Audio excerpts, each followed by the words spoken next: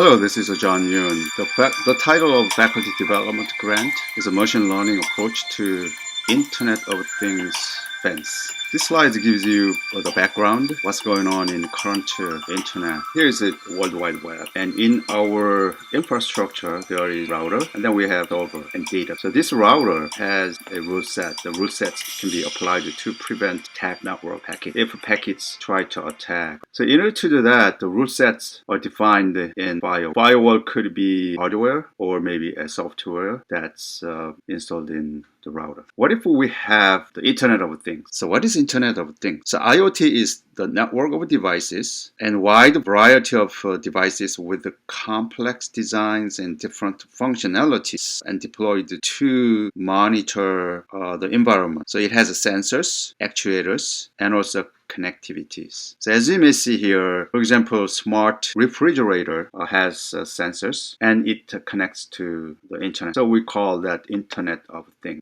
Smart TV sets, of course your mobile phones, advanced vehicles, and so many things. So you name. So what are we going to do?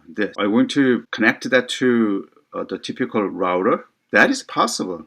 That's what's going on usually, right? Remember that this typical router has a firewall, and then there is a firewall rule set. So those same rule sets found in the router is applied to equally the traditional legacy infrastructure and the Internet of Things devices. Because they have two different characteristics, two different purposes of installations, two different services, different functionalities. The rule sets that can cover traditional legacy infrastructure may not fit to the defense of the Internet of Things. So vice versa. The example, or motivating example is when you install, for example, surveillance cameras at home, maybe if it is intelligent surveillance camera, then you can check from wherever you are through your smartphone. How come it is possible? Because the images sent to in the cloud system. So your cell phone also access to that cloud system. So the way that your cell phone access to cloud systems,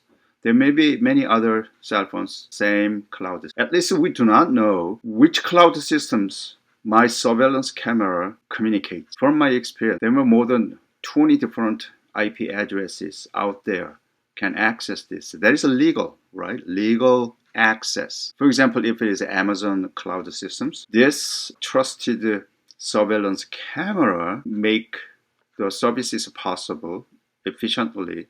Then they have 19 or 20 different IPs, different servers to hold or communicate with your home camera. It's very hard to see. It's very hard to protect your Internet of Things separately from your legacy infrastructure. So what we did is that we set up another IoT, so-called microcontroller. We set up network services there as if we do to a router. And this Internet of Things, the network services connected to the router. So when a network signal comes in, then this guy already know where it goes. If it is IoT services, then it goes to this IoT, yet another router, or it can the legacy system. So this guy can control entire Internet of Things inside. So we can set up rule sets that is more effectively to protect Internet of Things solely installed here in the Internet of Things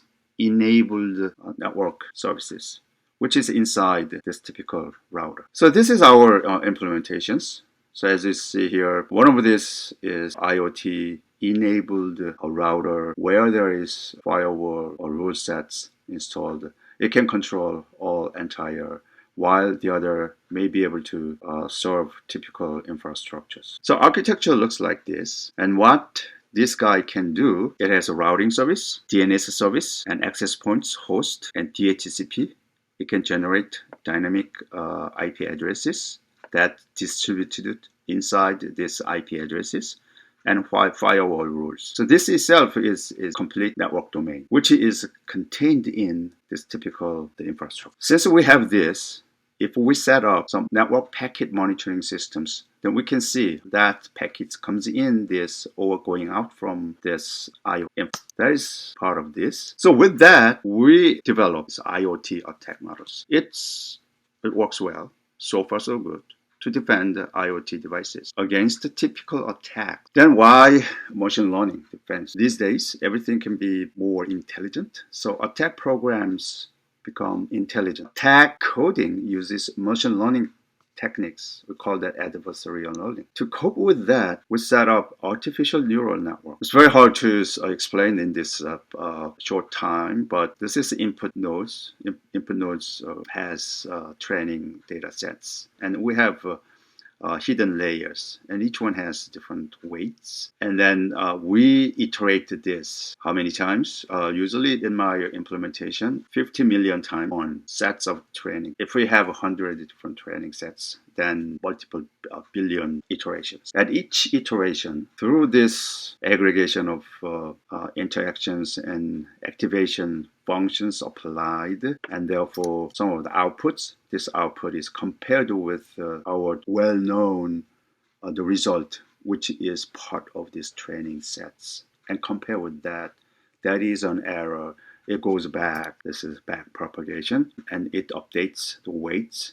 And we do this how many times? 50 million times per training set. These weights can be converged, and then that will be used. We might have some biases. Biases is some addition into internal nodes. If there is that, we need to intervene. So with that successfully implemented, and then IoT attack models developed, and IoT attacks can be clearly identified by Internet of Things enabled network infrastructure. In addition to that, we developed a neural network. The novel way of neural network implementation of IoT defense developed because the training sets for the packet data. Packet data is long data, right? If it's a TCP, UDP, whatever the data sets, it's very, very complicated how we can structure the training sets that can represent network packets. So simulations show the improvement of IoT defense. That shows up our post. Thanks so much.